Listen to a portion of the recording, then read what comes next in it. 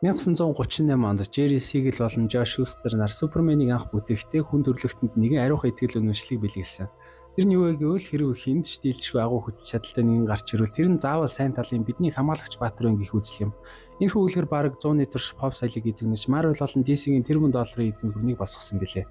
Гэвч бидний амьдарч буй нэр үед The Boys цуврал 5 дахь бүлгэрээ бүрэн төгсгөлээ гэж Invisible-ийн комикс тусан ч анимашн дэлхийг шуугуулж байгаа яг энэ цаг үед тэрхүү 100 жилийн ариухан үйлгэр бүрэн задарч эхэлж байна. Учир нь эдгээр бүтээлүүд биднээс нэг л зүйлийг асуудаг. Хэрвээ бодит амьдрал дээр супер баатрууд байсан бол тэд үнэхээр дэлхийг аврах байсан уу? Эсвэл тэд манай нийгмийн хамгийн бохир корпорациуд, популист улс төрчид империал дайн болон сэтгэл зүйн травмагийн гол зэвсэг болох байсан уу? Өнөөдөр бүгдээрээ The Boys болон Invisible бүтээлүүд хэрхэн супер баатруудын багийг хуульч манай бодит амьдралын хамгийн гашуун үнийг нүцгэлсэнийг 4 том бүлгийн хүрээнд маш гүнзгий шинжлэх болно. Цогтой subscribe хийж амжааг бол яг одоо дараарай. Хонхоо дараад бэлэн бол бодит байдалтайгаа нүр тулахад бэлтгэцгээгээрэй. You never told me that this one's nickname is Mother's Milk. Хүмүүс Boys-ыг үзэхдээ Homeland-ыг гол дайсан гэж боддог. Гэвч үүндээ хамгийн том, хамгийн аюултай мангас нь Uto Internet шинжилгээ гэх корпорац юм. Akira Toriyamaгийн Dragon Ball дэр хүчийг Ki буюу бэлтгэл сургууль дээр хэмждэг бол The Boys дэр хүчийг хувьцааны өн болон PR маркетингээр хэмждэг. Uto компаниуд баатруудыг дэлхийг аврах уу үгүй юу гэдэг нь огт хамаагүй. Бидэнд ердөө тэр баатруудын сошиал медиа дээрх тренд болон киноны борлуулалт тэрбум долларын тоглоомын гэрээнүүд л чухал. Бодит амьдрал дээрх том корпорациудыг хараарай. Disney, Apple, дэлхийн хамгийн том эмийн үйлдвэрүүд тэд яг яаж ажилладаг вэ? Баатар болох эдрийн гудамжинд залуу охины мөргөө зүгээр л цусан тоос болгоод бутлах үед Uto-ийн хийдэг ихний алхам юу вэ? Цагдаа дуутах үгүй юу? Тэд тохирогчийн гэр бүлд мөнгө өгч амигийн хамхих хуулийн гэрээ байгуулдаг. Кинон дээр гардаг Seven багийнх нь гинт хэрэгтнийг барихаасаа илүүтэйгээр өөрсдийнхөө бэлгийн чих хандлага, арьс өнгөний харьцааг сошиалд хэрхэн зөв эерэг харагдуулах вэ гэдэг тал дээр PR-ын багтайгаа хэрэлцэж суудаг. Энэ бол манай одоогийн нийгмийн капитализмын сүүлчийн шат юм. Бүх зүйл тэр байтугай хүний амьнаас шударгаас хүртэл өрдөөл брэнд болоо хуурч байгааг энэ цуврал маш хорчоонтойгоор шүүмжилсэн. Хэрэг бодит дэлхий дээр супер баатрууд байвал тэд үндэсний аюулгүй байдал биш харин Wall Street-ийн хувьцаа эзэмшилт үйлчлэх болно гэдгийг Uto бидэнд сануулдаг. Энэ одоо бүгдээрээ Homelander болон түүний дэмжигчдийн психологийг задлаа. Цувралын сүүлийн бүлэг дээр Homelander зүгээр нэг солиотой баатар байха болж бүрэн хэмжээний популист улс төрч диктатор болоо хуурдаг. Сэтгэл судлалт нэгэн алдартай онол бий. Хүмүүс өөрсдөө сул дорой ирээдүгээс айж имэх тусмаа хэтэрхий чанга түрэмгүй би бүхнийг шийдэж чадна гэж ойролдог фанатик удирдагчийг дагах хандлагатай байдаг. Homelander ард түмний урд гараа юу гэж хэлдэг вүлээ? Тэд та нарыг сул дорой болгохыг хүсэж байна. Тэд та нарыг эрх чөлөөг хасаж байна. Гэвч надад хууль дүрм хамаагүй би та нарыг хамгаалах болно гэж хэлдэг. Энэ бол манай бодит түүхэнд ирэх фашизм болон орчин үеийн туйширсан улс төрийн түүхэн тол юм. Цувралын хамгийн аимшигтай хэсэг бол Homelander годомжинд өөрийг нь эсэргүүцсэн иргэнийг олон нүдэн дээр лазертан цохиж алхад цоглорсон олон найз зогтох биш харин бүр илүү чангаар алга ташиж баярлан хашгирдаг агшин байдаг. Энэ хэсэг бидэнд нэг бодогдуулдаг. Сошиал медиагийн алгоритм, хуурамч мэдээлэл болон үзэн ядалтаар тархиа угаалгасан нийгэм хэрхэн мангасыг бурхан мэд шүдэж чаддаг вэ гэдгийг Homelander-ийн дүрээр бодит амьдралаас хуулбарлан харуулсан юм.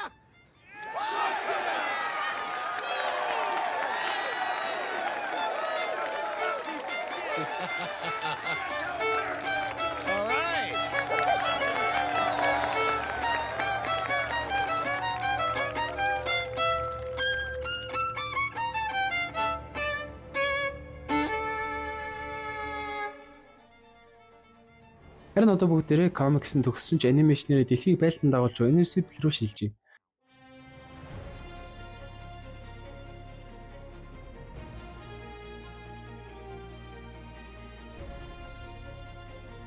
Boys манай нийгэм дэх дотоод бохирдлыг харуулдаг бол Invisible дэлхийн геополитик ба империализмыг харуулдаг.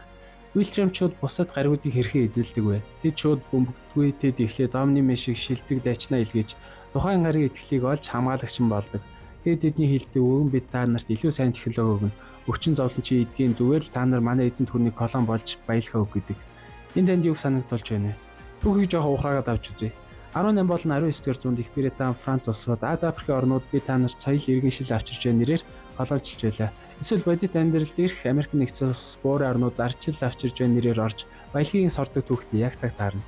Мөн тус цувралын хамгийн шилдэг дүр болох Cecil Stedman-ыг авч үзье. Тэр бол глобал хамгааллын агентхийн дарга. Тэр дэлхийг хамгаалахын тулд ямар ч бохир арга хэрэглэхээс бусдаггүй. Тэр солиотын эрдэмтэн Синклерийг бүтээсэн хүний махан цусаар хийсэн роботуудыг зэвсэг болгоо ашигладаг. Сесил хэлэхдээ надад ёс суртахуу хамаагүй. Дэлхийг аврагдаж ойл би чөтгөртэй гэрээ хийхэд ч бэлэн гэдэг. Энэ бол бодит амьдралд эрх зэрэг зэвсэглэлийн комплекс болон тагнуулын төв газрын яг үнэндээ төрөх юм. Улс орны аюулгүй байдлын нэрээр ард түмнээс нууж ямар бохир дан ямар аимшигтэй туршилтуудыг хийдэг вэ гэдгийг Сесилийн характер нүцгэлдэг. Эцэст нь хамгийн чухал хамгийн бодит сэдв бол хүчирхийллийн үр дагавар ба сэтгэл зүйн гэмтэл буюу PTSD. Марвелийн кинон дээр бааtruуд хотыг бүгдэн нурааж тул чад маргааш нь тохилог байранда пицца идэж комеди яриад сууж үүдэг. Энд ямар ч сорив ямар ч харамсал байдаггүй. Харин Бойс бол Universal бидэнд хүчирхийл болгон цаанаа аимшигтай нөхөн төлбөр шаарддаг гэдгийг харуулдаг.